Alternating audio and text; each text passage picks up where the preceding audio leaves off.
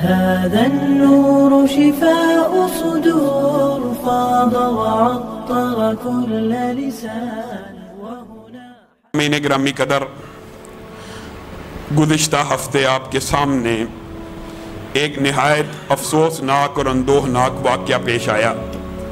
Norway کے اندر آپ سب کے علم میں یہ بات ہوگی، باقاعدہ ایک ایونٹ آرگنائز کیا گیا کہ اس میں مسلمانوں کی مقدس کتاب کو جلانا ہے۔ اللہ رب العزت نے جس طرح 1400 سال قبل نبی کریم صلی اللہ علیہ وسلم کی حمایت، تائید اور نصرت کے لیے حضرت عمر کا اسلام اس امت کے اندر داخل کیا، اسی طرح عمر الیاس نامی ایک شخص نے اس ایونٹ کو خراب ان کی نظر میں اور ہماری نظر میں قرآن کی حرمت کے لیے اس نے اپنے جسم کو جو اس کے اندر صلاحیت موجود تھی روکنے کی کوشش کی۔ زبان سے روکنا یہ بھی ایمان کا درجہ، لیکن ایمان کا پہلا درجہ کیا ہے؟ ہاتھ سے روکنا۔ وہ ہاتھ سے اپنی جو بھی اس کی صلاحیت موجود تھی اس میں کودا، اس نے روکا۔ میرے بھائیوں، یہاں پر ایک بات سمجھنے کی ضرورت ہے، اور مغرب کو اور تمام سیکولر عناصر کو، لبرل مافیاز کو، آزادی اظہار کا جعلی نعرہ بلند کرنے والوں کو ایک بات مجھے اور آپ کو سب کو سمجھانے کی ضرورت ہے۔ آپ نے اور میں نے یہ مقدمہ مغرب کو، آپ سب سوشل میڈیا استعمال کرتے ہیں، آپ اپنی صلاحیتوں کے مطابق ایک مقدمہ سمجھائیے ان کو۔ کتنی عام فہم بات ہے، آسان فہم بات ہے کہ مغرب نے توہین عدالت کا قانون بنایا ہوا ہے کہ نہیں؟ مغرب نے توہین عدالت، عدالت کیا چیز ہے؟ اس کی توہین کا قانون مغرب نے بنایا ہوا ہے کہ نہیں بنایا ہوا؟ بنایا ہوا ہے۔ حتق عزت، حتق عزت کسی انسان کی ڈیفیمیشن کا قانون مغرب نے بنایا ہوا ہے کہ نہیں بنایا ہوا؟ پوری دنیا کے اندر کسی ملک کے ساتھ کوئی بندہ غداری کرے اس کا قانون پوری دنیا میں موجود ہے کہ نہیں؟ موجود ہے۔ فوج کے خلاف پاکستان سے لے کر امریکہ تک کوئی ہردہ سرائی کرے، غداری کا مقدمہ موجود ہے کہ نہیں؟ یہ سارے قوانین حد کے عزت کے، توہین عدالت کے، ملک سے غداری کے، فوج کی غداری کے موجود ہیں۔ مجھے ایک بات بتلائیے، کہاں پہ آپ آزادی اظہار کی بات کرتے ہیں اور دوسری طرف آپ حد کے عزت کی بات کرتے ہیں؟ آپ کے اپنے رویوں میں منافقت ہے۔ یا تو آپ توہین عدالت کا اور حد کے عزت کا قانون ختم کریں اپنے ملکوں سے بھی۔ آپ نے اپنے ایک عام جج اور عدالت کے لیے توہین کا قانون بنایا ہوا، ایک عام انسان کی توہین کا قانون موجود ہے، تو بتائیے 1 ارب 50 کروڑ کی ایک آبادی ہے۔ میں یہ نہیں کہتا مغرب سے، میں یہ کہتا ہوں آپ کے نزدیک جو بھی ہے 1 ارب 50 کروڑ لوگوں کا ایک بلیف اور عقیدہ ہے، جن کے نزدیک یہ کتاب کلام اللہ ہے، اللہ کا کلام ہے۔ اور اگر بات آئی ہے تو یہ بھی سن لیجئے، اللہ کی قسم، عہد نامہ قدیم میں بھی اور عہد نامہ جدید میں بھی یہ آیت تحریف کے باوجود موجود ہیں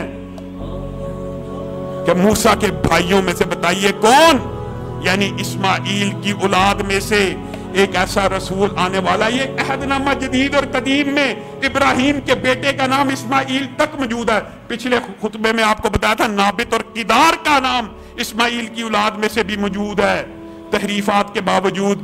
اور آیتیں کیا موجود ہیں؟ عہد نامہ قدیم اور جدید دونوں میں آیت موجود ہے۔ کیا وہ نبی ایسا ہوگا کہ اللہ رب العزت کا کلام اس کے منہ سے ادا ہوگا؟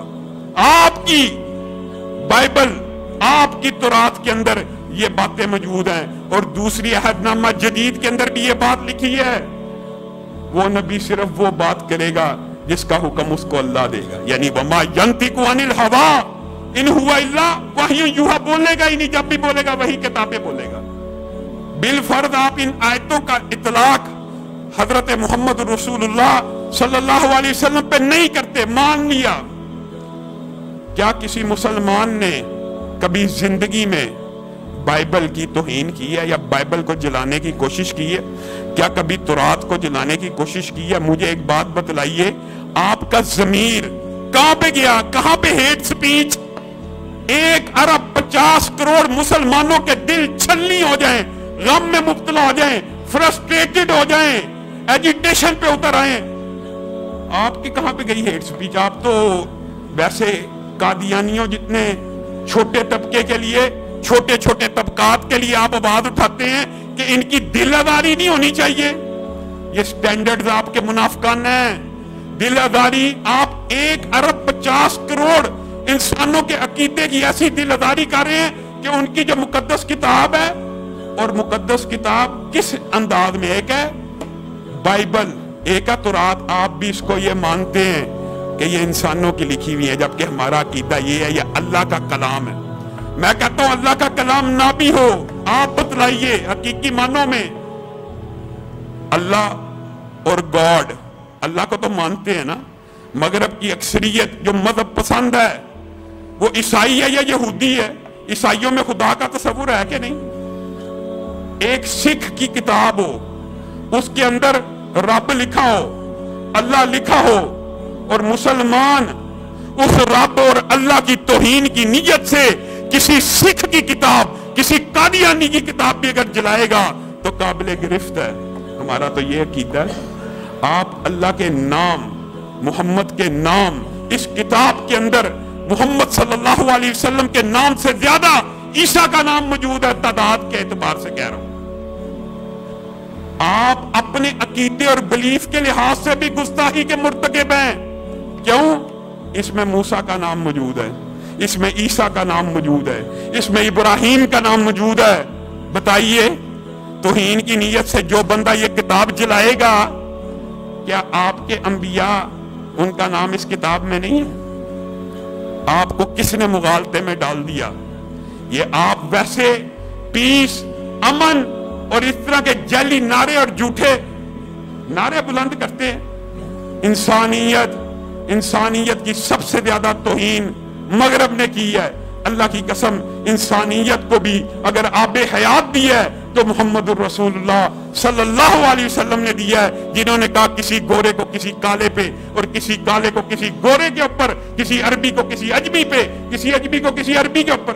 بتائیے آپ تو اس 20ویں صدی کے اندر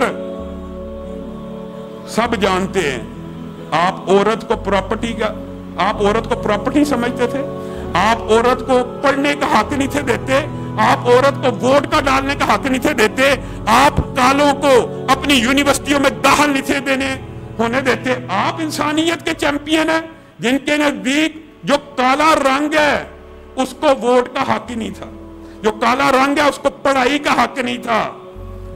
آپ نے انسانیت کا درس دینا ہے۔ انسانیت تو یہ ہے کہ حضرت عمر نے کہا تھا، اللہ کی قسم، ہمارے سردار ابو بکر نے ہمارے سردار بلال کو آزاد کروایا۔ بلال بھی سردار ہیں، چاہے حبشہ کے ہیں چاہے کالے ہیں۔ اور امی عائشہ، آپ نے عورت کو تعلیم کا حق 20ویں صدی کے اندر آ کے دیا۔ ہماری ماں امی عائشہ 1400 سال قبل صحابہ کو پڑھا رہی ہیں، پڑھ نہیں رہی، صحابہ کو لیکچر دے رہی ہیں۔